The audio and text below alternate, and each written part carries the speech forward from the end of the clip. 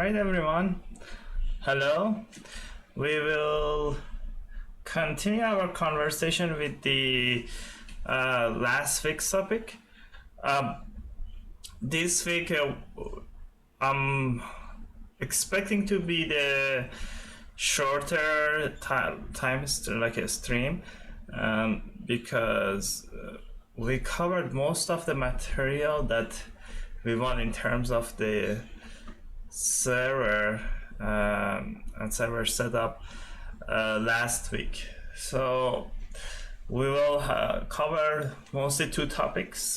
One would be the actual networking side of things. What do I mean by networking? Is like how do we work with ports and application in different ports, and then we will go over the firewalls, and at the end I will show you how you can get an SSL certificate for your website. Please just let me know how the audio and video looks like, and when we will go from there. It seems there is an issue with our audio. Let me just make sure that everything is fine.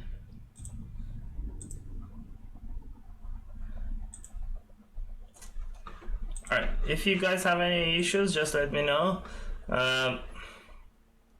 It's probably just because of like the beginning of the stream. We'll figure it out. Alright, so let's open the PowerPoint from last week. Let me just open it in the, let me see if I can find that PowerPoint, and then we will go from there.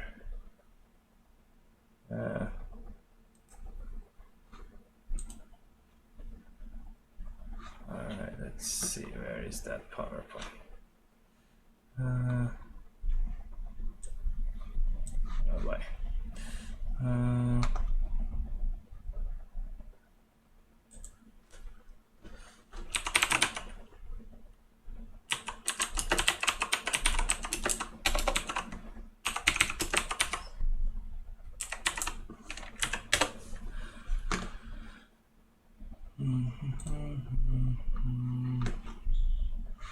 It's funny, I have it open and now I don't know where it is.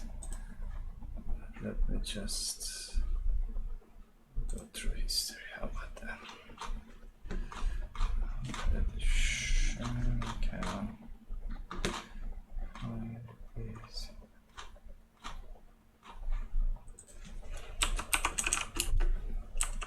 Yep, found it. Alright, so this is the PowerPoint that we went through, and then we will continue on this guy. Let's go through exercises.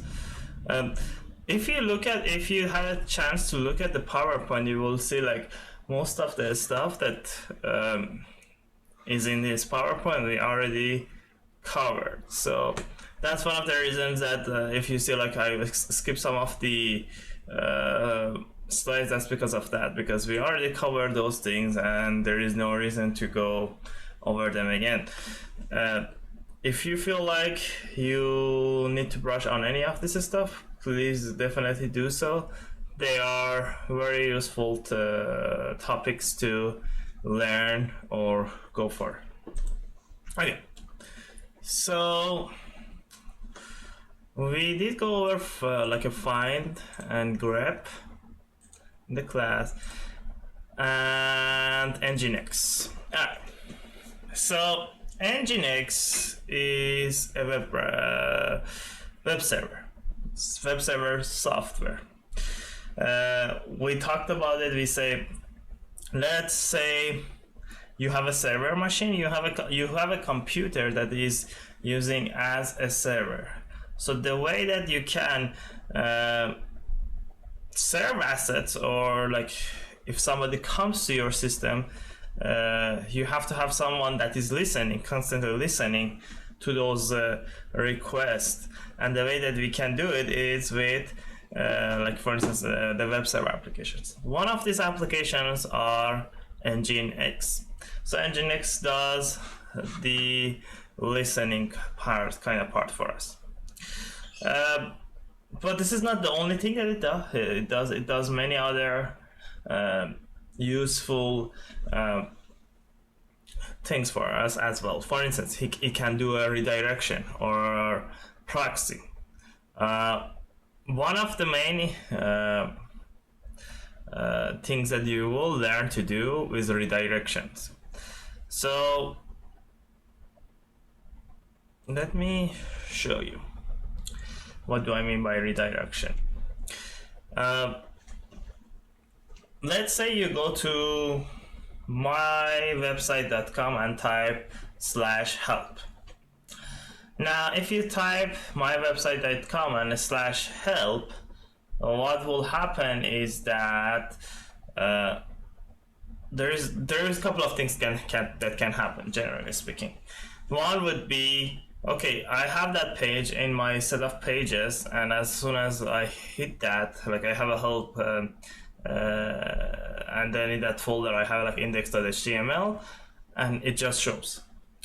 The other option would be something like here. So here we are with the help of Nginx. We are saying as soon as you see /help, actually go and send users back to the developer.mozilla.org or MDM. So the difference here is that as we can actually dictate rules. So what do I mean by dictate rules is that you can,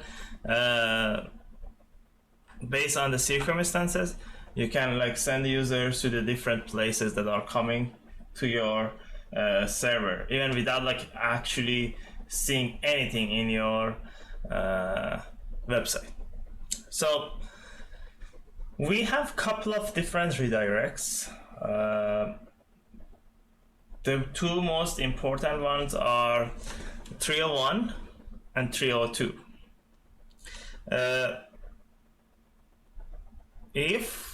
Does any one of you guys know the difference between these two, the 301 and 302?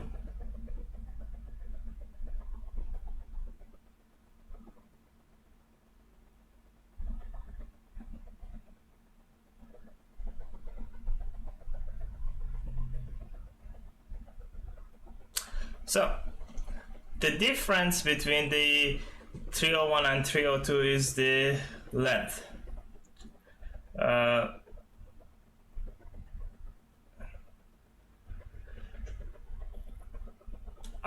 What do you mean? Is it the same? Well, 300 codes are like they are definitely redirects. That's why they are both 300 codes. In terms of being the same, they are actually have a slight difference, and the slight difference is it's mostly in terms of the search engine noise. So this is something that maybe as a web developer we don't care a lot, given that we are not SEO guys, but hey, like we have to confirm with the SEO practices too sometimes.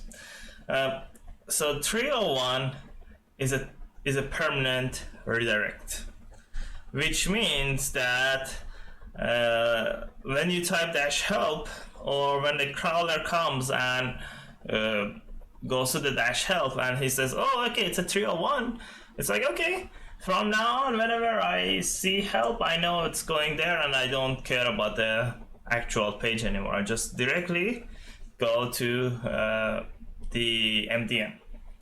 Now, if we had a 302 redirect, it would be a different story. 302 different redirect is like, oh, we are actually temporarily moving to the other location. What we want is at some point we will come back. So in this sense, Google crawler goes to that location first, and if it's still a temporary redirect, then it will go to the new location. So as it says, it's a like it depends on your use case. You have to make sure that your situation, and you should not use the one except instead of another, because of course it will hurt your ranking. One of the cases that we use a lot of like permanent redirects is for like WWs. I generally don't like to have a WW on my websites, so what I will do is I will just redirect all the WWs to non-WW with the help of this 301 redirect. And we can actually let me open my browser servers again. So remember how we set up the search? All right, what was my? Let me get my.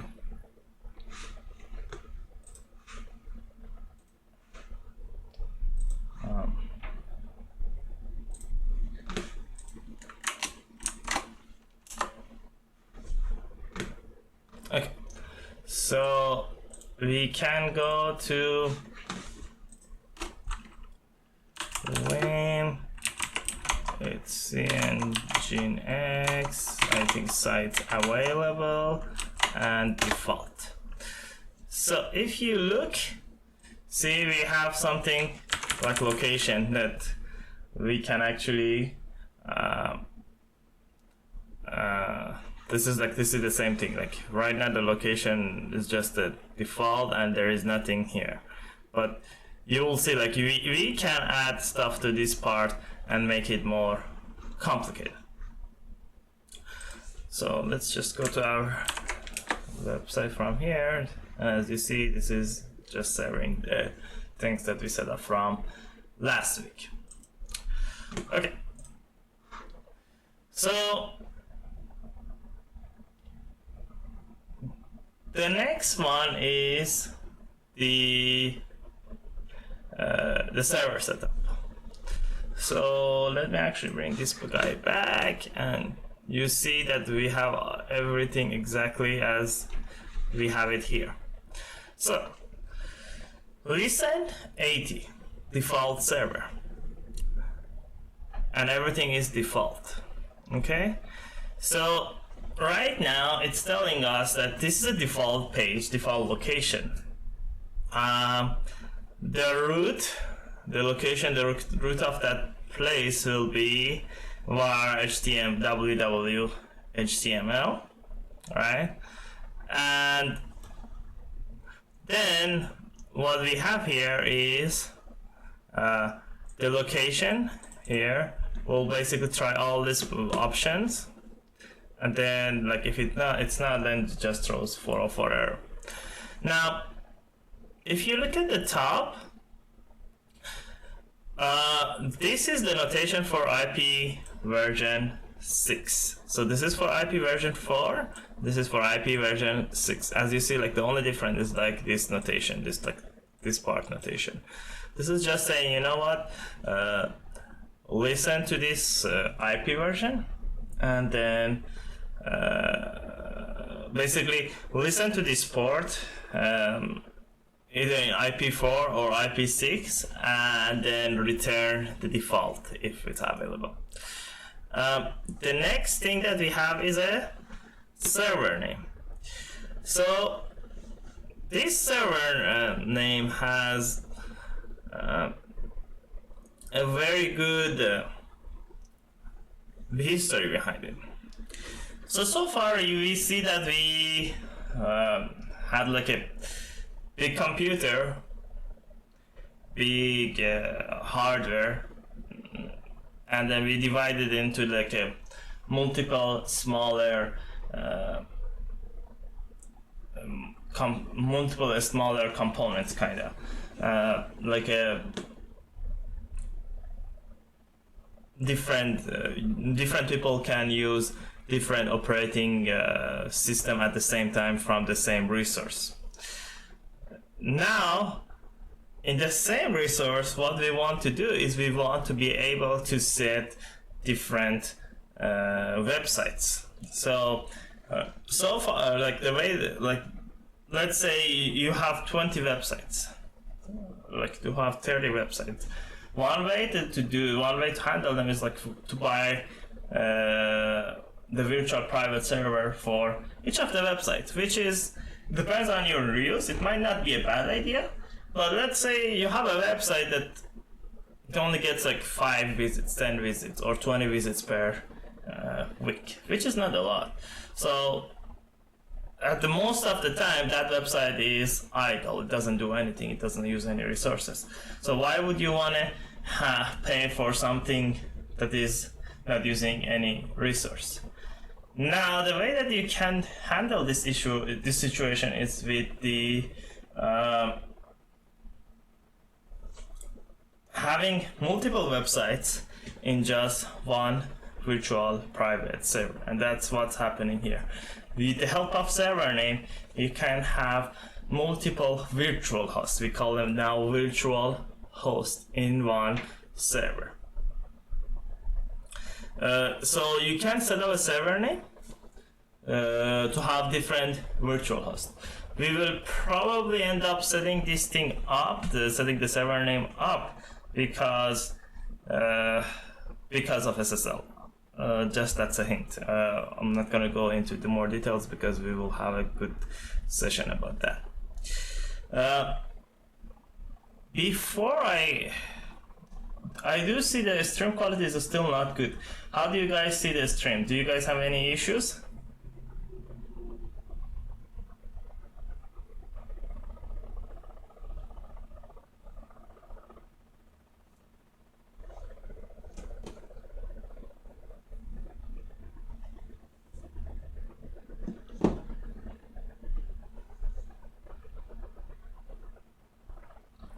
Okay, so now let's talk about ports. Ports are one of the other things, the other concepts that as a web developer we will expose to them a lot. So now you have your machine running. Think about it this way. Think about a person comes to your home, knocks on your door, and the guy says, I want something. Now that something, I want to talk to someone. Talking to someone by itself doesn't give you any idea. He is at your home, but you have to know who he wants to talk to be able to route him properly. So this is the job of, this is the same idea as ports. At the same computer or as the same host, you can have multiple different programs that are listening to you, to the internet. And the way that they can distinguish each other, the way that they can say, the distinguish between the incoming traffic is with the ports. For instance, port 80 is for the web traffic. What does it mean is that if you have something on port 80, it's going to be for web servers or websites. The caveat here is that the port 80 is for HTTP only website. So like something like this guy that we already have. And this guy is being served over port 80. Right now we are connected to our server, and this is the terminal to our server. This guy is port 22. Why? Because we are using the SSH connection. So this is SSH connection, uses port 22. That's web connection or like a website for Nginx, and it uses port 80. Later, when we start using the certbot, SSL, let's put it this way, when we start using SSL, we will see that instead of port 80, we will be end up using port 443. So that's the story behind ports. You will have different ports for different things. You can even open your own port based on your use case. You are able to open your own port and go over the accept incoming connections. It's totally up to you guys. I think ports over 1,000 are like ports below 1,000 are generally specified to something, so you cannot open them. But port opens 1,000 are something that you can open and use for your own stuff. gzip. So before I talk about gzip,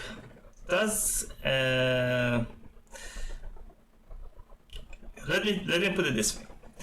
Have you guys listened to an MP3 file? If you listen to the MP3 file, you would see that the quality of the sound is not bad. But guess what?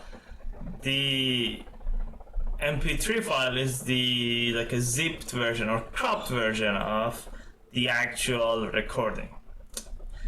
So what does it mean? Let's say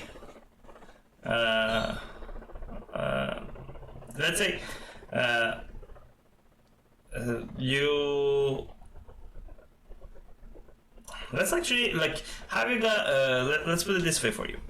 There are there are different compressions.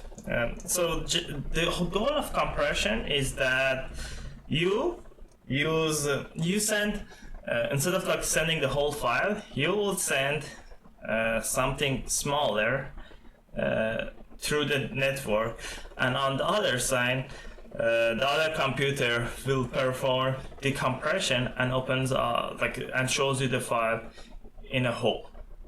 Or for instance, in terms of MP3, what you would do is you kind of secretly take a scissor and cut the corners, cut the things that you think the audience won't notice, and then they send it to you. Okay, this is the case for MP3. If you look at the WAV file, the size of the WAV file and the MP3, you will see the difference in size, and that's why basically they get a scissor and they cut the corners. So what does it mean by that? It means that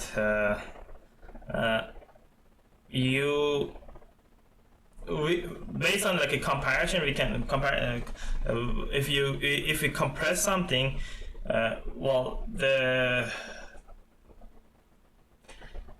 amount of data that you will need, or the amount of data that is delivered sorry, the amount of the data that will be delivered is much less. To just give you an idea or an example, let's actually go to MDN.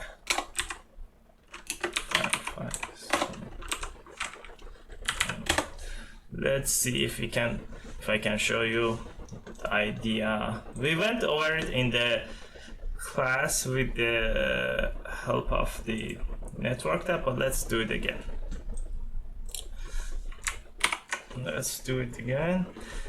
Alright, so look at this guy. Do you see? This is only the actual size is 4.1 kilobyte. But the amount that is transferred over the network is only 1.3 kilobyte. So the rest is actually zipped.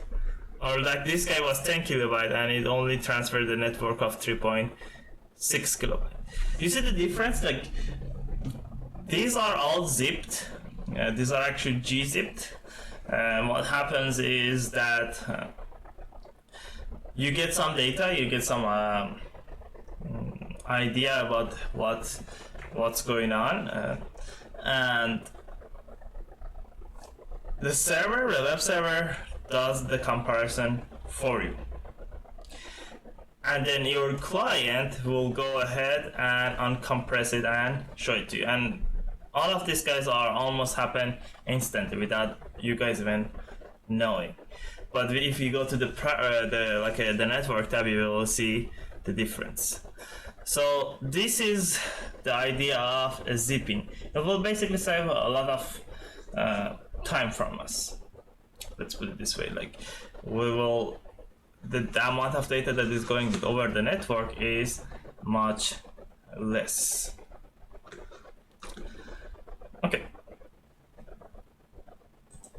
So in order to enable gzip, we will have to go to the nginx config. So we go to itsy engine. I think I have to be sudo, so it doesn't apply now, but it's okay. Nginx, I think it's nginx config. So look at the HTTP, we'll see all the things, and the gzip is already on for us, so we don't need to actually do anything. Let me see if I don't think we have any assets here that shows the gzip stuff. Oh, actually, yeah. See, the document here was 310 bytes, and only 24 bytes is transferred over the network, which is pretty good. So you will see the difference. So the gzip is already on. Gzip has a different, like comparison, a compress level, different options that you can play with, but my suggestion is like don't touch them. The default config that it comes with it is generally speaking very good, unless you have a very specific need or you know exactly what you are doing in terms of your server and client that you want to change them. So for instance, here it says comparison level up to 6. I believe you can go to up to 9. But going up to 9, from 6 to 9, doesn't help you a lot. Like maybe it saves you a couple of kilobytes, but see, in terms of saving you a couple of kilobytes or bytes, now you have to use a lot more CPU power, a lot more resources to be able to compress and decompress. So that compression and decompression is actually delaying you, because now the client doesn't see stuff on time and they will get frustrated, and it basically defeats the whole purpose of zipping. So keep in mind that sometimes it's not a good idea to like go to the extreme. This is like a trade-off that we have to keep in mind. Okay, so although like we have like different levels, it's a good idea that we don't go over. We don't go over these things and change them in general, unless we really have like a specific application that we know how it works, we know our client, we know everything, and then we can go ahead and change them. So this is about gzip. Generally speaking, both your browser and your web server do support gzip by default. Like most new browsers support gzip. I don't know any browser that actually does not support it, so it would be surprised to me that your browser doesn't support it, and most web servers already have it actually on, so you should be fine to be able to use it. So that's about gzip. The next section that I would like to talk about, it will be about security. We already talked about some security stuff, but here we will go in a little bit more details. I will give like 5 minutes of break in here. So let's actually come back in like 5 minutes and then we will continue.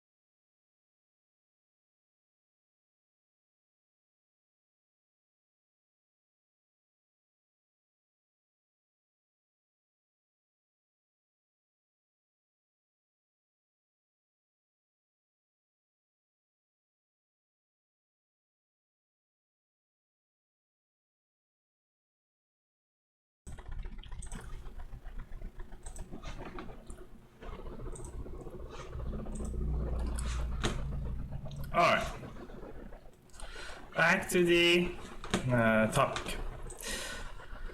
So I talked about security in the last topic last week, but we will go over a little bit of more stuff in this session, given that your server security would be the most important part in general.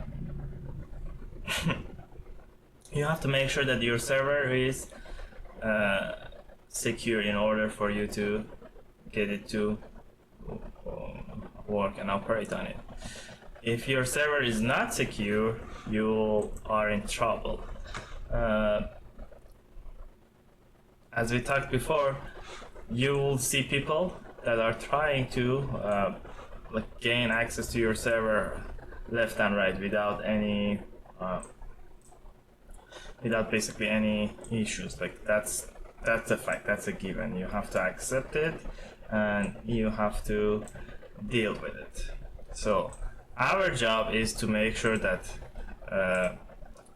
the server is secure. That's what we have to do. That's what we have to make sure that we are doing. Okay. So in terms of a server security, we will go over like access first of all. We will go over access and see who actually looked at our web server. So let's actually look at it. So let's close this. Let's close. So let's look at our access log. This is the basically the first place that you can look to see who accessed your server. So, and if you look at here, let me that log. Oh, there's a password. Let me get my password for this site.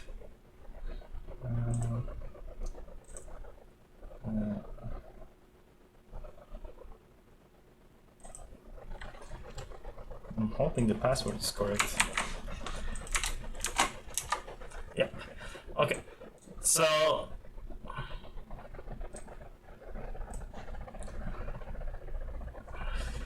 from these guys, you will see like different accesses.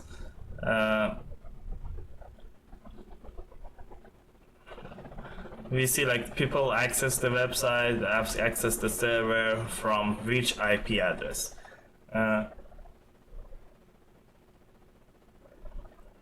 Actually, that's a let's see.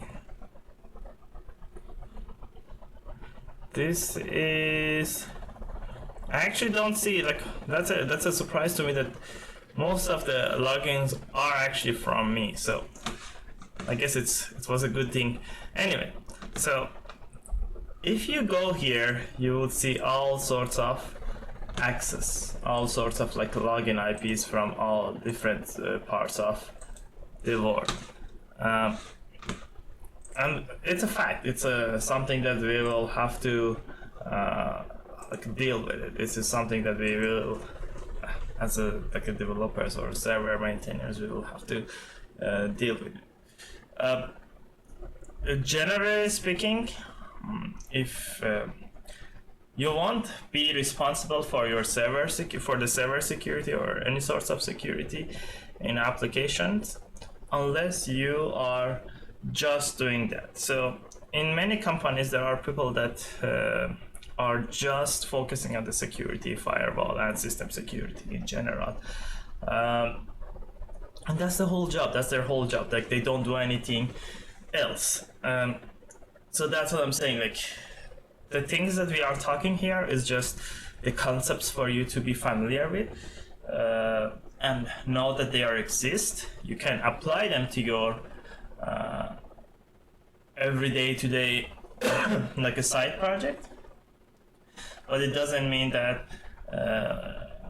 like you have to, like they are not complete. Let's put it this way. They are just like scratching the surface.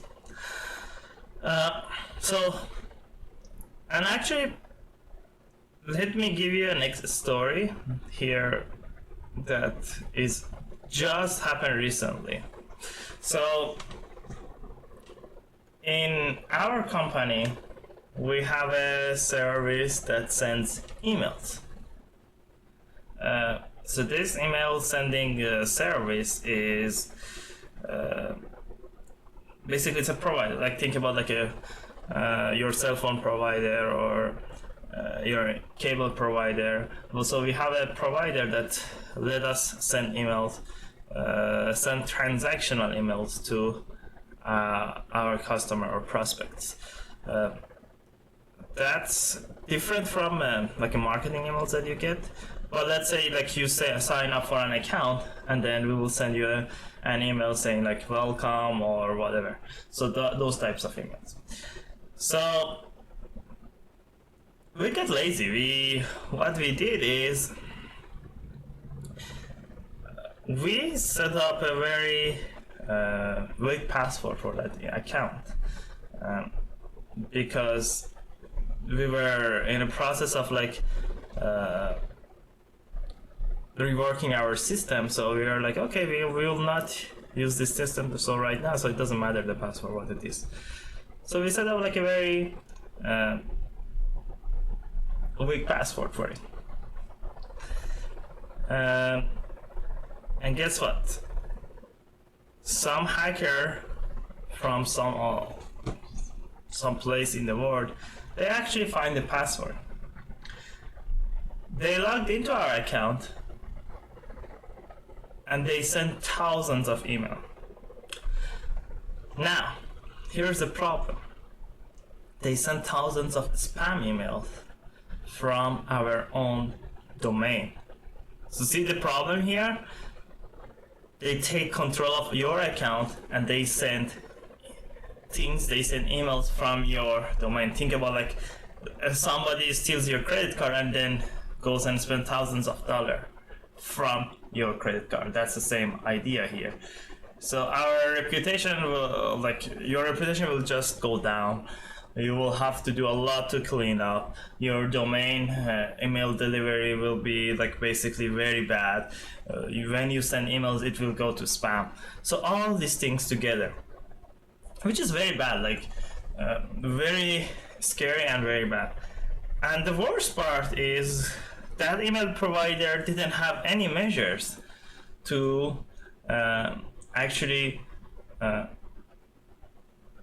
say, you know what, this doesn't right. This, for instance, the person only logs in it from the United States, and now what happens that all of a sudden this person is logged in from Russia, from China, from Singapore, like all over the world, like, or why this person that didn't send like no more than 100 email per month now all of a sudden sending 10,000 email per month, and there is something wrong here. So see, like both the service provider and us were making mistakes. And guess what, like both the service provider is a very big service provider for email industry, and we are doing this for a long time. So both of us like know the consequences of not having a good password, not securing your account, but still at some point we forgot. So that's the same idea here. We have to make sure that everything that we do it right, because otherwise it's at some point it will catch us, and it will catch us bad. In terms of server, in terms of everything. So make sure that you have a good security practices in mind if you are doing any sorts of like a development. And that's why I like to go a little bit detailed in this about this stuff. Okay, so we do have a like a log that we talked about. Like we will show us who logged in and who didn't log into my like our server and from where. Now the pro tip here is like people again like try to log into your account, even if you see the IP, for instance, from China or from Russia or from any other country, and you see them like coming, like it just shows you the location of like the login. But keep in mind, even that, the first of all, I'm assuming the person that is doing that or the machine that is doing that is using some sort of VPN or proxy, so the IP is not real. Now let's say the IP is actually real. Even if the IP is real, now you have to go to government of China and say, you know what, we have like an intrusion in our server. So what? Like nothing is generally happen. So it doesn't help a lot in that sense. You have to make sure that you secure your service yourself. If you don't secure your service, many things can actually happen. Can you guys give me an example of things that can happen or go wrong if a person or intruder gains access to your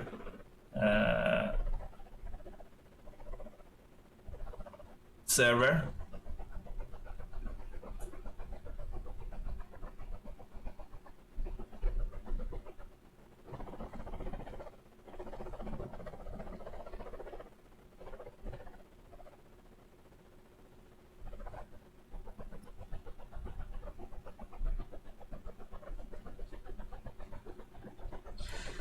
So I will talk about a couple of use cases that these things happen, and then you will get some idea.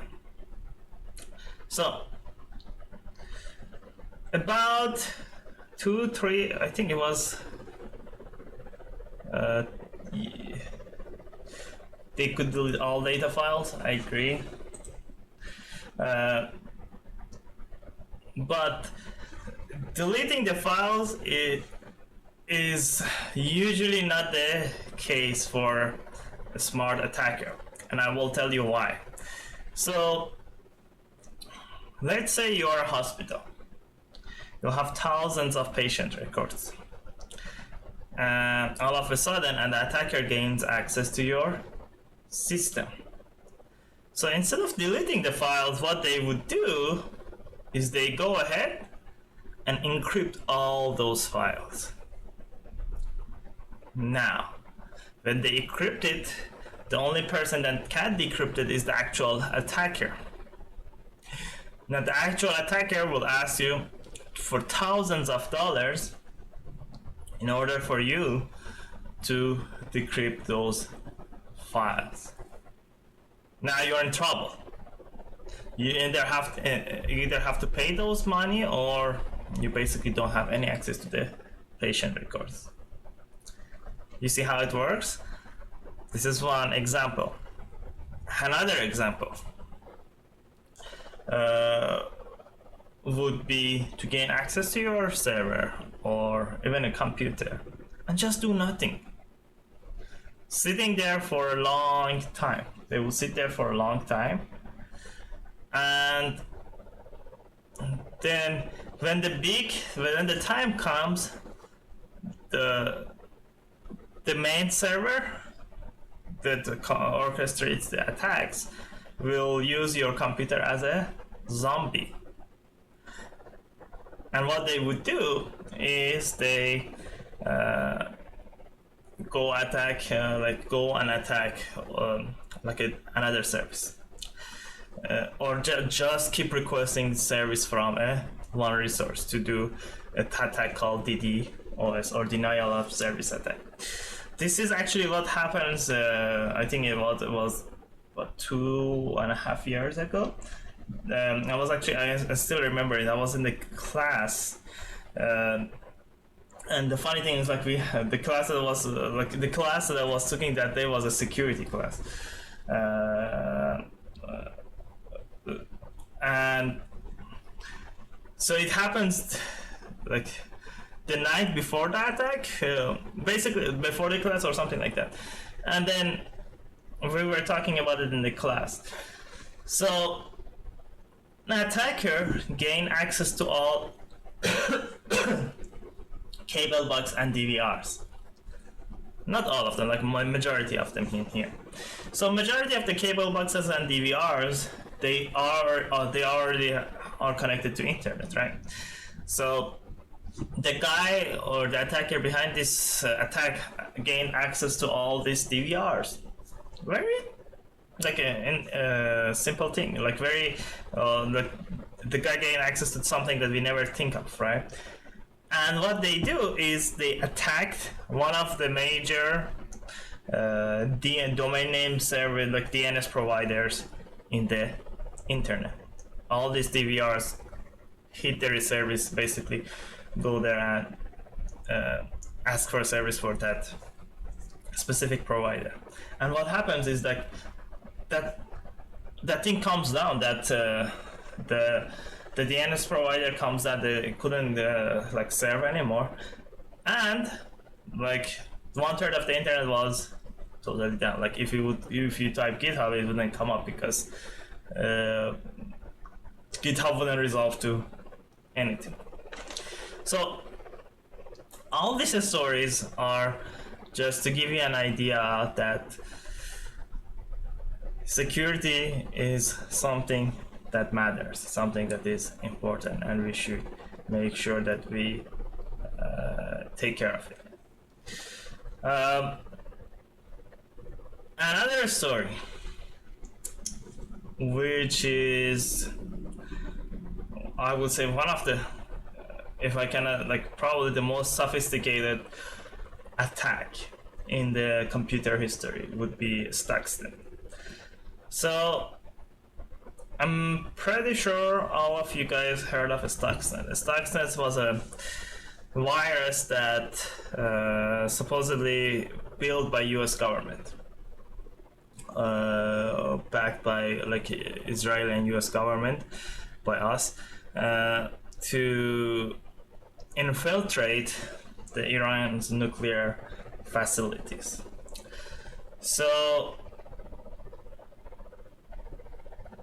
the way that it was working is that it would go, basically what it did is like it actually infected all systems around the world. But here's the interesting part. It would not get activated unless it makes sure that certain areas are met. And with the certain areas, it means that it will, like for instance, the area of the centrifuges or the location is met before it gets activated. Otherwise, it would just do nothing. So this way, they would make sure that like only Iran's nuclear facility will get infected. In that way, or virus, they use 4 zero-day attacks. Does any of you guys know what is the 0-day attack is? If let me give you a hint. If you have a 0-day attack, you can actually sell it for a very, very high price. There are companies that are actually just working on finding these 0-day attacks. So what are the 0-day attacks? 0-day attacks are the type of patches or attacks that if you find them, a company, there is no like solution for them. Like your operating system or whatever you're using is vulnerable to that attack, and it has to be fixed immediately. That's why it's a 0-day attack. With those 0-day attacks, nobody knows about them. Basically, you are the only kind of one that knows about those attacks, and you can gain access and do whatever you want with the computer or the host operating system. Host operating system. So it's a very important thing to get fixed ASAP. But again, like if you are an attacker, you would like to have those attacks, because with those type of like attack or like the bug that you find, you can gain access to the whole system. So that's the reason that those like if you find one of those attacks, you can sell it for millions of dollars. And there is like a black market for it. Like let's say you generally speaking, an attacker can use like a very good hacker will use like 1 or at most 2 zero-day attack per year in his attacks.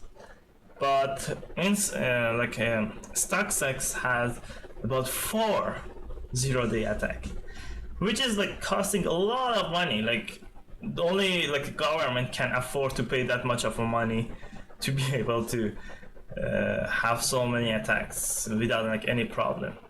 And even the code that the Stuxnet was written was so clean that it couldn't be like a person's job. Like it was like somebody behind it that knows what they're doing. So as you see, like security is not like at the beginning it's just like, yeah, we are securing our own system, but the more that we go down, we will see like now it's matters more and more. First it was just the data, then it can go to the financial information, then it can go to the health information, then it can even like go to nations. Like let's say the Stuxnet could easily cause an explosion if it wanted to. I'm not exactly like sure the how the things work or how the nuclear facilities works, but I'm assuming that if the virus they could do, the virus could easily cause an explosion in the nuclear facility. So these are things that we have to be considering as the more like the security is one of the things that are very important to consider. So for security, there are a couple of options. First is SSH. Like we SSH to our server, and then we disable the root, and we also SSH with the public key and private key instead of the password. So this way we make sure that the our information is not lost, cannot be stolen. So let's say the reason is like, if you generally speaking, as a human, if you use a password for one website, you tend to use it for other websites too. So using SSH key instead of the password will eliminate the option of the reusing passwords. The other one is using firewalls. So firewalls will make sure that it kind of like slows you down, slows the attack down, or narrows the surface of attack. It basically just opens the doors that are necessary to be open. Then updates. So the main reason that softwares, especially like a stable software, gets updated is usually security. So let's say Google or Microsoft finds something that is broken in Chrome or Microsoft Windows. So the first thing that they will do is like they send you an update. Basically, they fix it and then send you the update. So if you do not install those updates now, you have a vulnerability in your system, and attacker can go and look at your system, look at the vulnerability, and attack you as easy as that. The other option that you can secure your information is a two-factor authentication.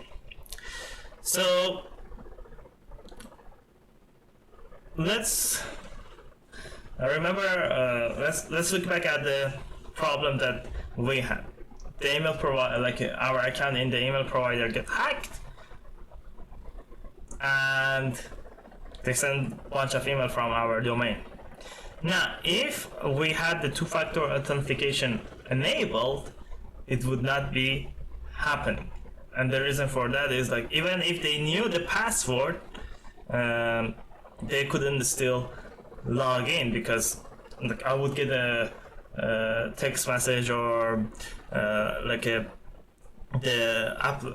two-off application will send me a code, and I'm like, okay, so somebody's trying to gain access to my account and I have to go and look. Don't worry about it. Right now that account is very secure actually. So too late if you want to try it. The last option would be VPN. So if the way that VPN works is that it kind of separates your internal network from the world. VPN is actually stands for Virtual Private Network.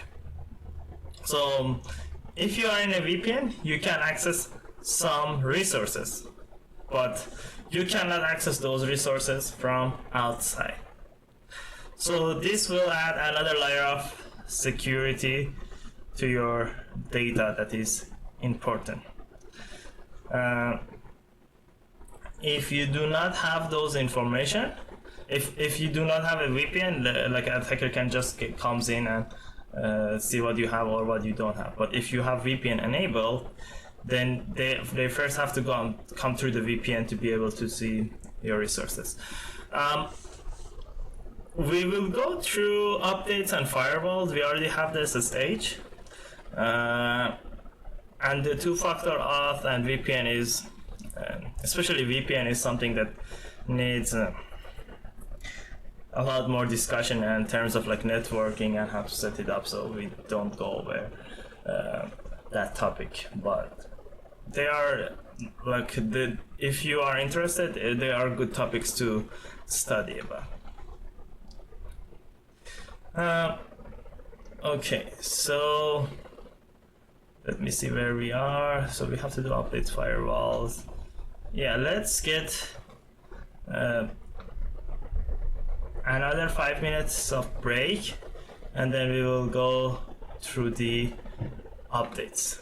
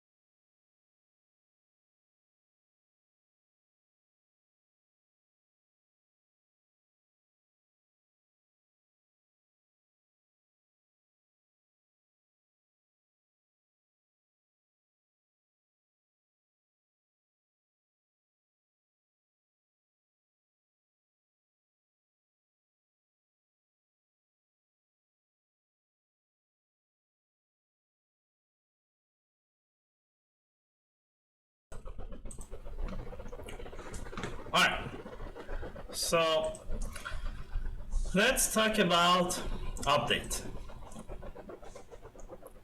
So this program, unattended upgrade, is perfect. So what we can do is, let's actually do it. So instead of like doing sudo apt update and upgrade, we can just get install this program, and it will take care of the upgrade process for us without us being present in our server. So let's get the password, and okay, so we have that, and let's do auto remove.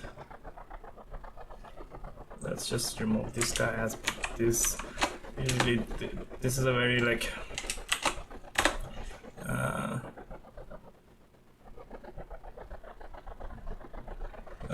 good thing to see what's going on. And now we can actually see the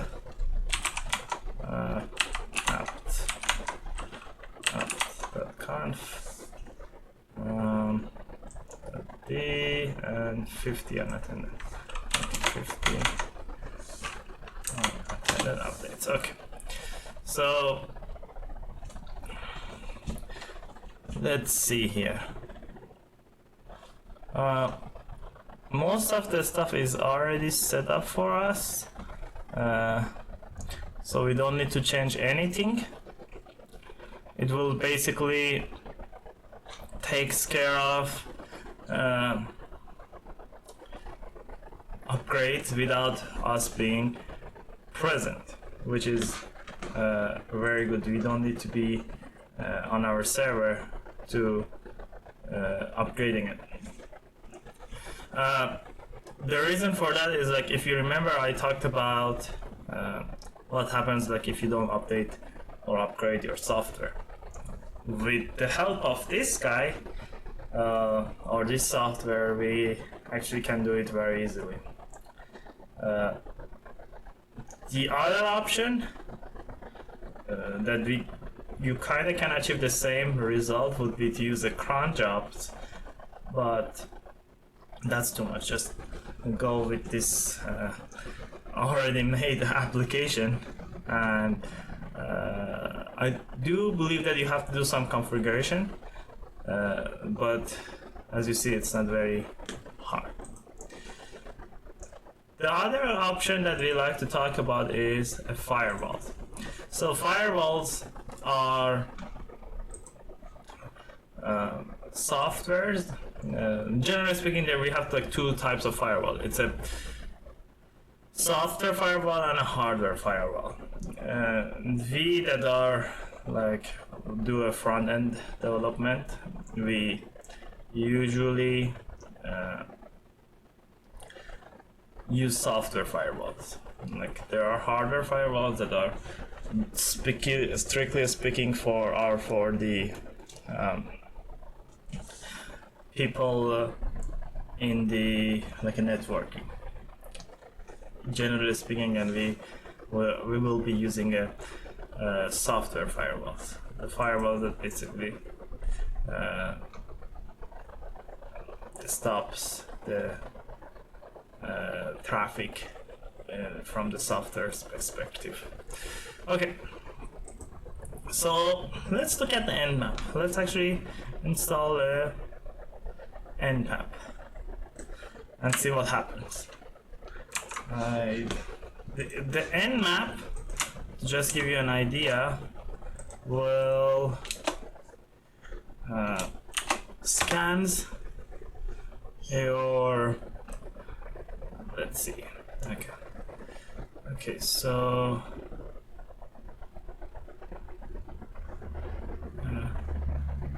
let's actually do it here. Nmap, if I do it here, it doesn't tell me anything, but I can do Nmap, and then what is the server IP address? Is the server IP,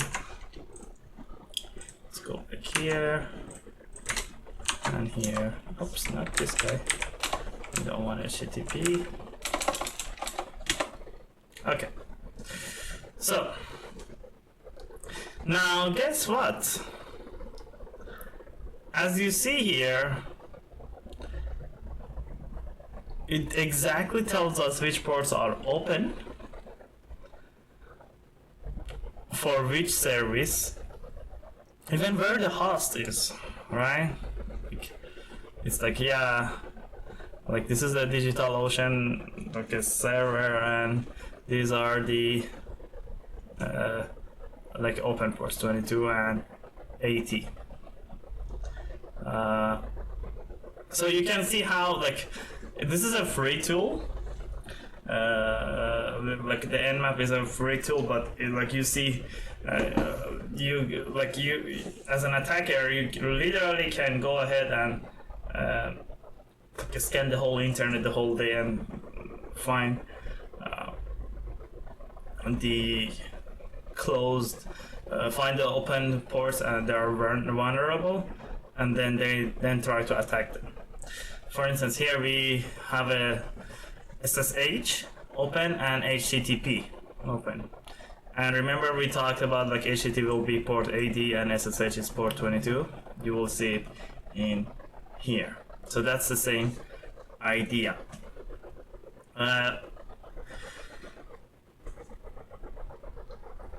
This is a free service, and it's actually a good thing for us to know like which ports do we have open. Like it's a good thing to occasionally actually check your own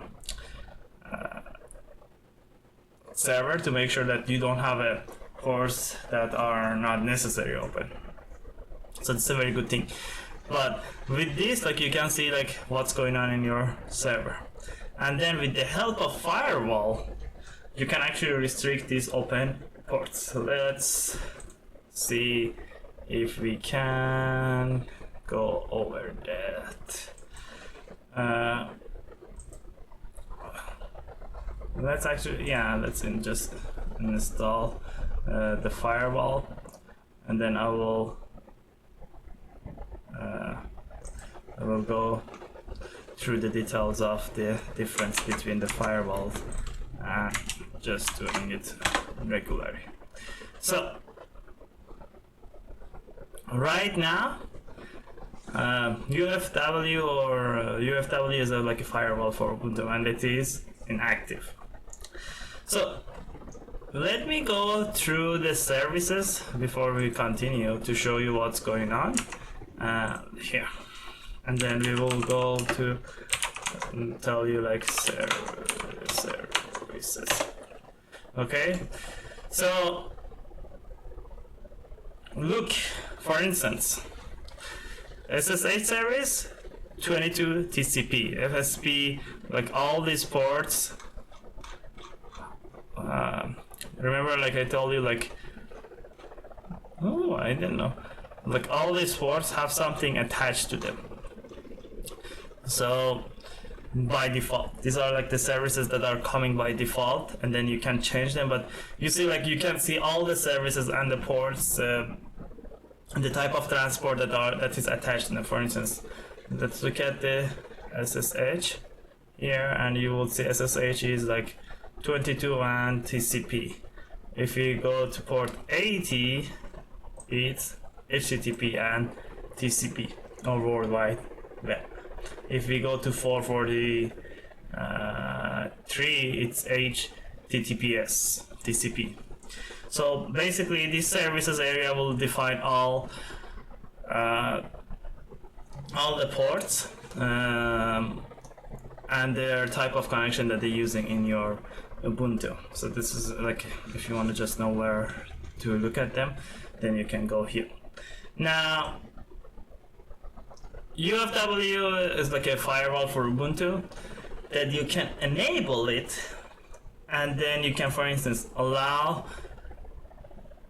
deny, or reject specific services. So allow is obviously is like the service can allow it. The service can connect to the server, but my question to you guys is, can you guys tell me the difference between deny and reject?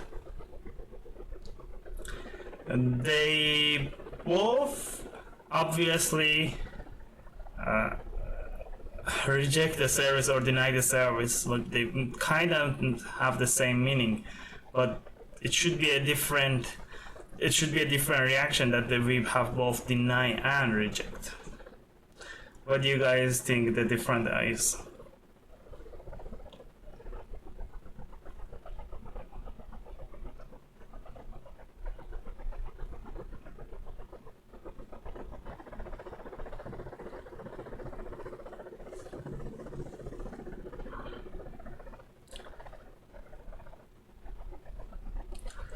So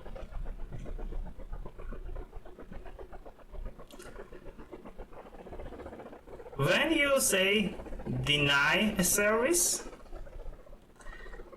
it means that, like, let's say as a client, I ask for a service, for like HTTP service. When you say deny, the server doesn't respond. The server just says, like, just accepts the request and swallows it without any response. So the client keeps spinning, and nothing happens till it times out. When you do reject, it immediately just rejects, like it says, like, no, the service is not available, back to the client. So if you want to make the person wait or make the client wait, you can do deny. If you want to just reject the service, you can just use the reject. Okay, so that's the difference. Now let's actually go ahead and enable the UFW. Keep in mind that I do believe that I can do ls UFW. So before you enable your firewall, the first and most important thing that you have to do is allow SSH. Can you guys tell me why I have to do that? What happens if I enable my firewall and I do not allow SSH service? Let's say it's not already, like, allowed. What happens? What do you guys think would happen here?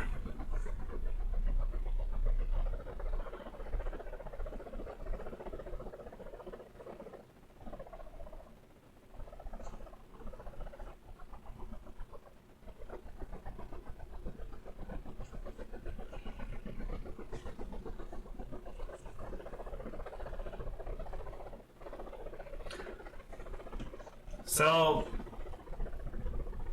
exactly, it's not even that. Like, I will log out of my own server. Like,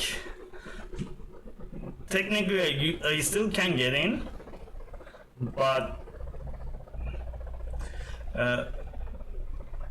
well, if I do not allow SSH right now, I'm connecting to my server through SSH. So if I enable firewall and I block SSH, it literally just blocks me out of my own server because I don't have access to it anymore.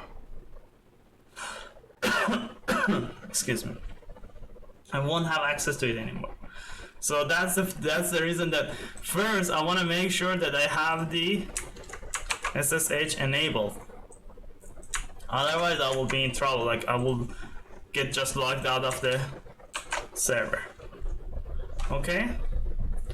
I think if I do ls, is it that? I think it's list. Is it?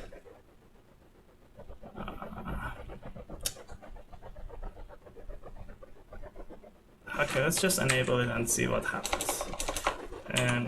Enable command maybe stroke exists. Yes, we already have it. Now let's look at the status here, and here we are. So we enabled your firewall, and as you see here, the status was like port 22 is allowed from anywhere. Now let's actually go here and refresh. Do you see what happened here? This guy keeps spinning and nothing is happening here. Let's actually just give you a better idea. Let's open a new tab and I will show it to you. See? Nothing's happening, it's just keeps spinning. What do you guys think happened here?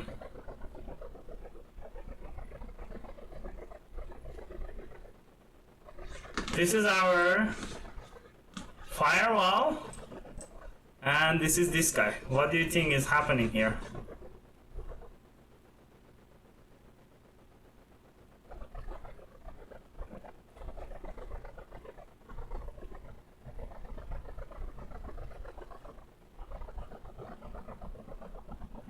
What happened here is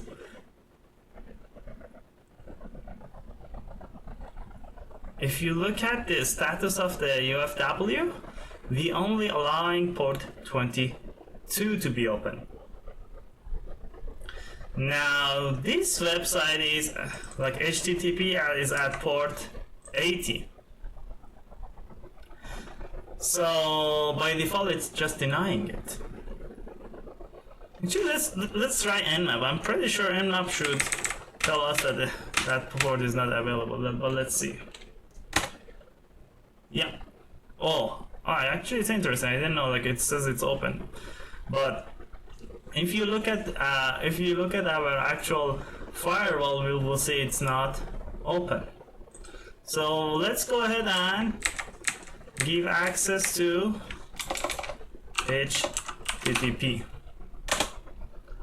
Now let's look at the status again, and as you see here now, port 80 is enabled. Now I can go ahead and do this, and the website is back up. You see the difference? Like we can easily enable or disable ports, which is very important.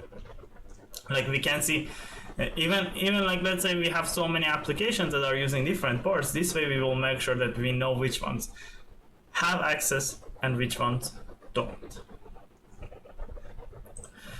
Okay, so that's how firewall works. Question about, do you guys have any question about firewall?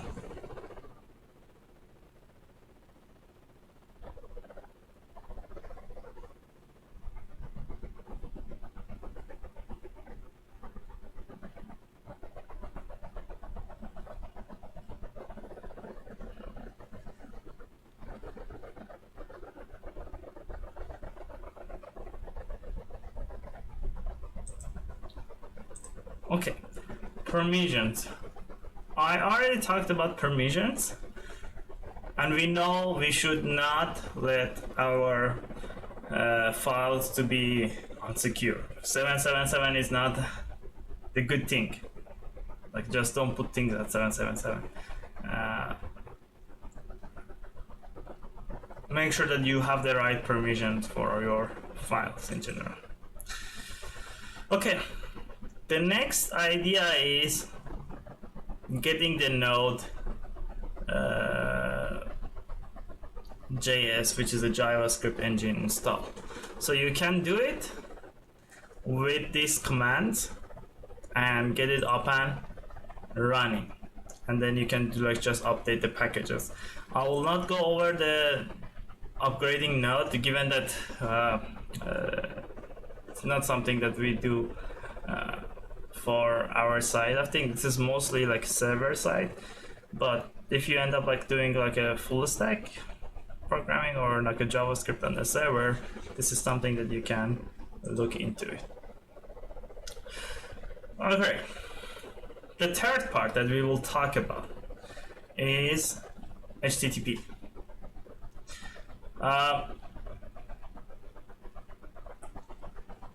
HTTP is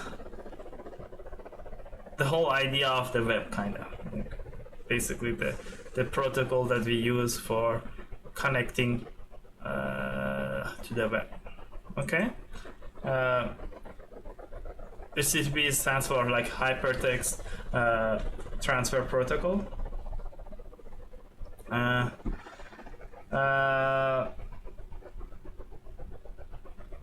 Let me see. The way that it works is you send a request and then you have the server respond back to you. Okay? That's how the respond and request works. Now, in every request, there is a header that goes with that request. And based on that header, the server realizes what to do. So this is one of like HTTP header. For instance, here I'm asking for the slash, which is like the main home of the home page, like basically the root, kind of like the index of the website. I'm saying my version of HTTP is 1.1. The host that basically sending the request is Gem. Like Gem is the best. Gem is the best. Like think about like a Google.com, the same thing. Then the user agent. So this user agent is something that is very complicated, in the sense that it has Mozilla, it has Apple, it has Chrome, it has Safari, everything together. The reason that it is complicated is it's because of the backward compatibility. So user agent is telling the server which type of client or browser it is. Is it Chrome, it's Firefox, it's Safari.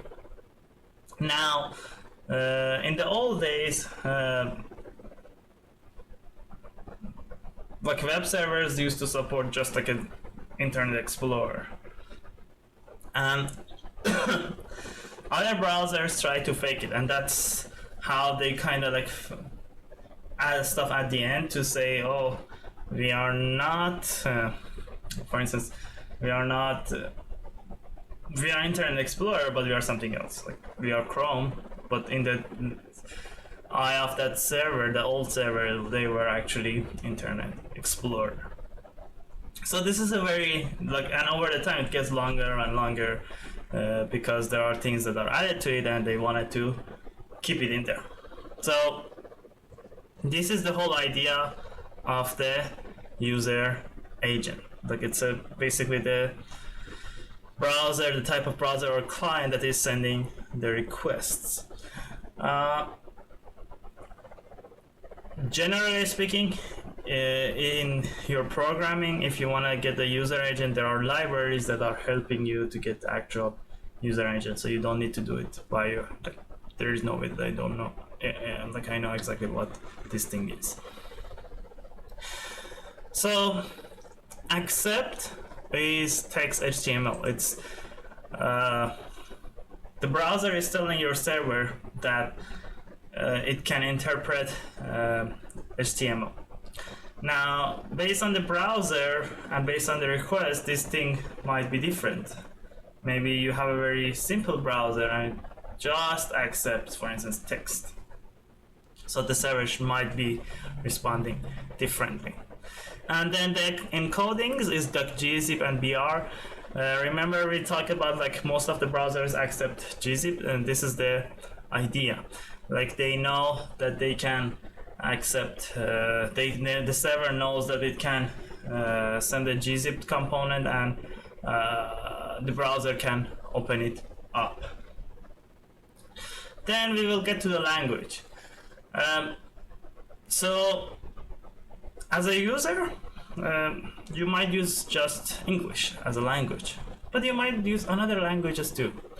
So if you change your system language, generally speaking, for instance, let's say we talk Spanish too. So we change our system language from English to Spanish. Now, this guy will change from ENUS to Spanish. And now, the server knows that this user is a Spanish speaking user. So it can serve the Spanish version of the website to the user instead of the English, which is very good in terms of user friendliness.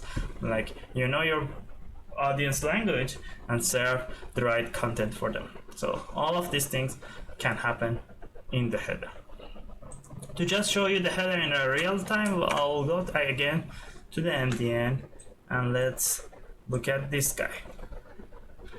So see, this is a very, let me bring it up a little bit.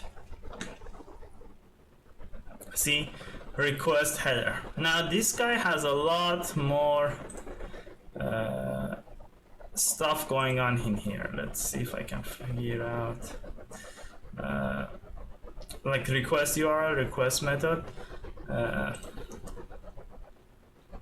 There is no way that I can, but you see, like, accept encoding, accept language, cache control, cookie, all these things. User agent, you see how the user agent is like kind of big? That's the same idea in here that we talked about. So this will be sending to the server, and then the server will respond to you based on the your request. So we talked about user agent, accept, language, and content type. There are two other things that are important in here. One is like X dash and then set cookies. So X dash is for setting your custom cookies. Like, for instance, let's see if we have any X dash in here. So let's look at our own very simple website. Let's refresh this guy. Accept donation. Oh, there is no. Let's see if I can figure out any. Okay, let's look at back to the here. See if we can see any. Yeah. So, for instance, if you look at here, these are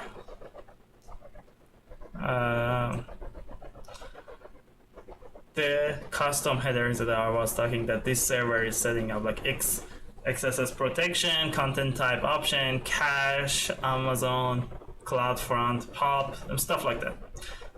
So all these things, all these things are set up from the web server that are not standard, but somehow it both helps the web server and the client to communicate better. For instance, here it has these lines are telling, like, this page is actually hosted in AWS, and the way that the reason that these headers are here is in terms of like a CDN policy. So it tells like how the CDN should handle the data. Like here it's basically coming from the CloudFront instead of the actual main server, which is totally fine. But you see, like these custom headers will help in terms of the detection for both client and the server. The last one is set cookie. So set cookie is the thing that help us not lose the idea of login. If we didn't have cookies, we have to log in every single time. With the help of, like, if we go to another page and if we didn't have cookies, we have to again, log in again.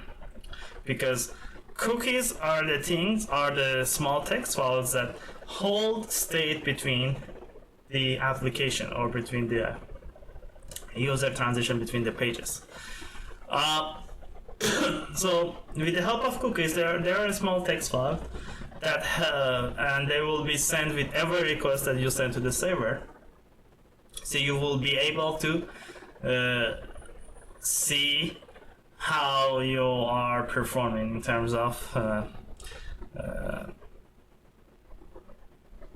if the user is logged in or not logged in. So that's another header that we can send. Now the response is let's actually show you the response here. So see, the response is like, okay, to 200, like the version of the HTTP, it's telling you, okay, it's 200. 200 means what? The response is actually okay, like basically it's an okay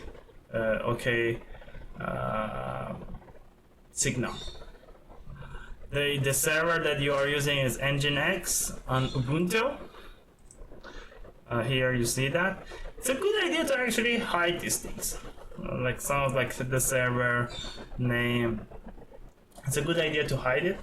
I won't be covering this in this session, but it's a good idea if you like start serving your data to actually hiding these things. Because see, if you tell your like this is not like having the server name, generally speaking, doesn't have anything to do with the client. The only thing that it has is actually like kind of like advertising for the server and the operating system. Now, if an attacker comes to your website and says, oh, see, like you have Nginx version 1.14 on Ubuntu, he can go look for vulnerabilities and come and attack your server. So again, like there are other ways that they can attack, but we as a person that maintains things, we prefer to limit the surface of attack or information as much as we can. The date, the length, and everything. So status codes. We talked about HTTP status codes actually a lot. So we know, for instance, 200 is okay. 301 is moved permanently. 502 is like found, but like it kind of temporarily redirects. 401 is like if you're not authorized. 500 is something that we don't have. We like 500 is bad. Let's put it this way: like if your server throws 500 error, you are in trouble because it means that you did something in the server that didn't supposed to happen. So make sure that you don't get a 500. This is and generally is like a if it's 1x, it's an information. It's 2x, it's a success. 3x are redirects, and 4x is client, and 5x is server error.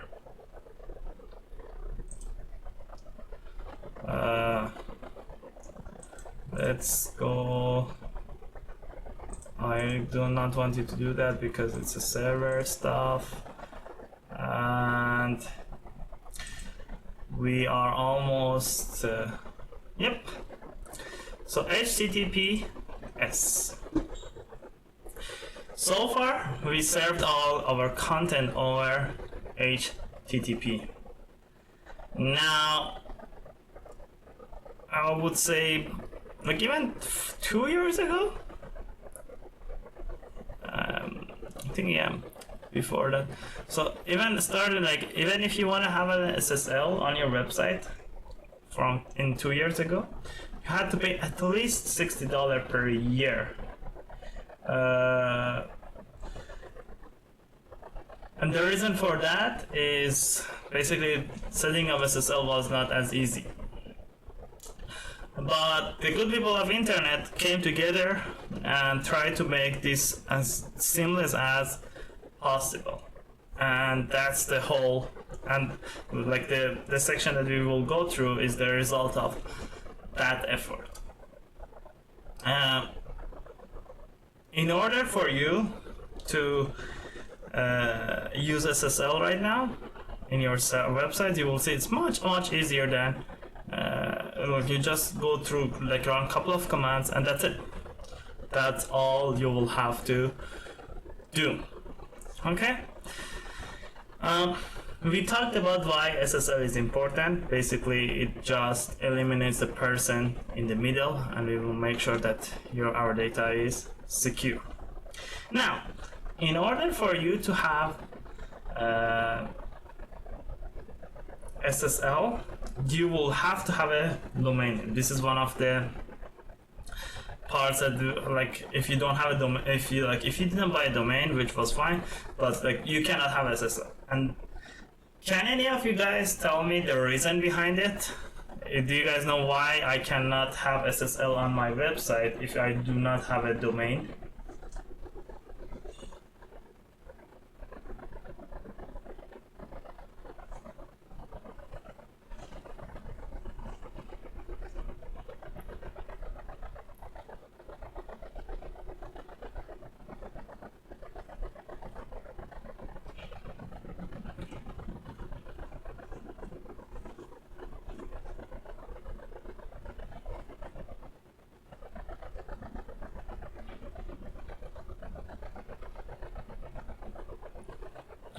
So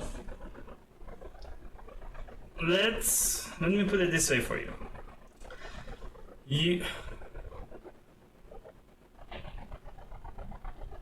Because it's not blocking anything off because there is no. So the reason behind this is like domain is your identity. For instance, let's say you own google.com. You literally can change your IP or even server, but as long as you own the domain of google.com, you can still operate without any problem. People will still type your domain and they get to you. Okay, so that's the reason that SSL works on the domain base. So let me rephrase that. It works on the domain and then IP. So if you change your server or your IP, you have to renew your SSL or certificate. But without the domain, you cannot do any of this stuff. So the first thing that you have to do is the domain. Now let's actually go ahead and install the SSL. The program that we will use here is certbot.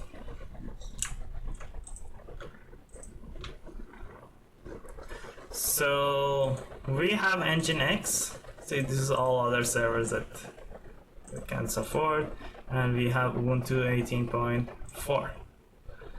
Alright, so now this is all the commands that we have to run in our server. So let's go for it.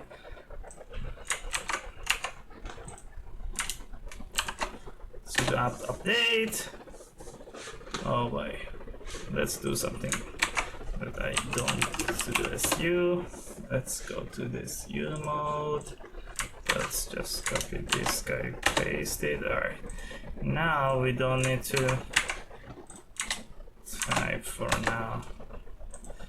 Then we get this guy. So you see, like I'm literally just copy pasting the ideas. I mean the commands over here. Okay, then we will have the other repository of universe.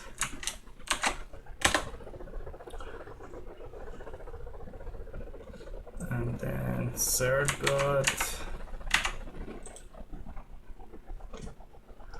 Alright. Then let's get this guy. enter. Let's do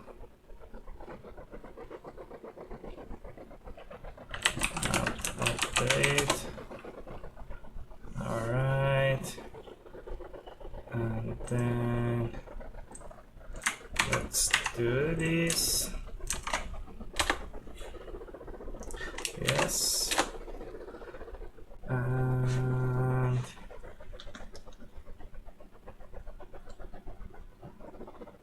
okay, it's installing our certificates.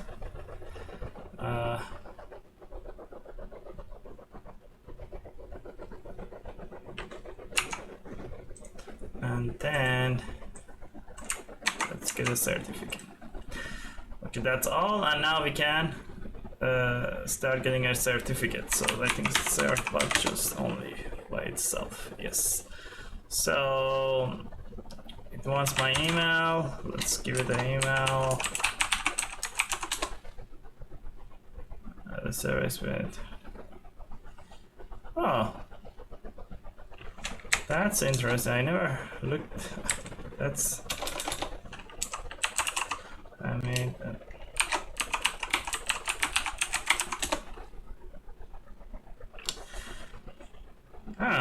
The service is in down for maintenance or had an internal error. Let's see.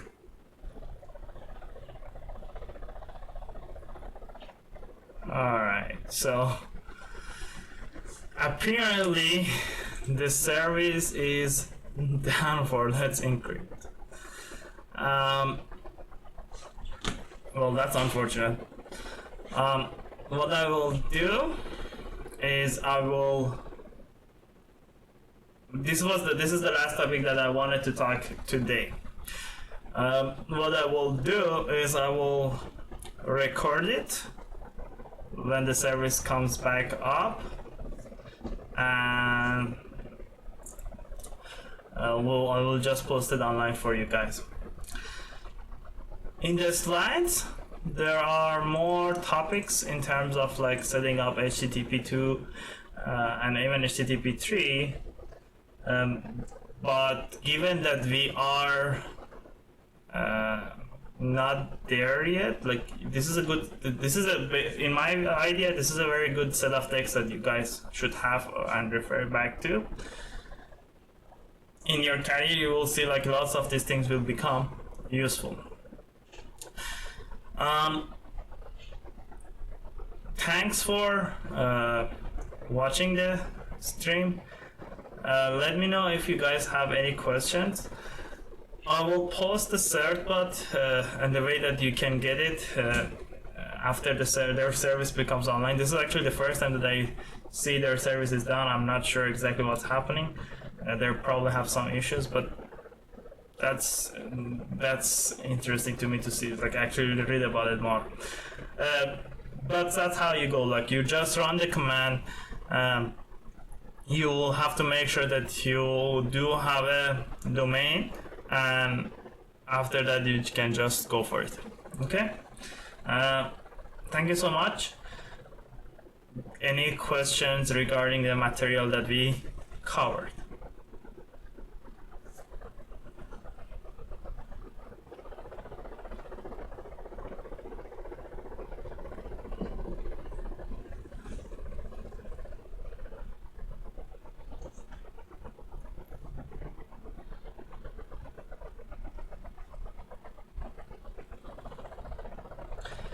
Alright then, see the people in the class in a little bit. Have a great day.